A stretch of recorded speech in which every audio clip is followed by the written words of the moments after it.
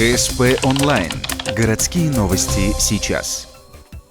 Подошла к концу неделя музея «Дети». К заключительному дню всероссийской акции сотрудники нашего музея приготовили для своих посетителей новинку – квест «Вошим Нывка» или «Кто украл девушку?». Команде из 6 человек нужно найти отгадку на этот вопрос, решив целый ряд ребусов и загадок. Рассчитана игра на подростков и взрослых. Задания непростые, требуется и смекалка, и специальные знания.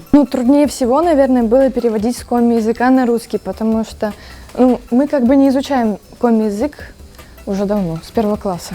Ребята из 10 класса 22-й школы первыми прошли этот квест. Кстати, с отличным результатом в 40 минут. В таких играх с загадками ребята участвуют с большим удовольствием не первый раз. Говорят, и не последний. Пройти квест здесь и еще раз они смогут уже в конце учебного года. На еще одной всероссийской акции «Ночи музеев» 18 мая.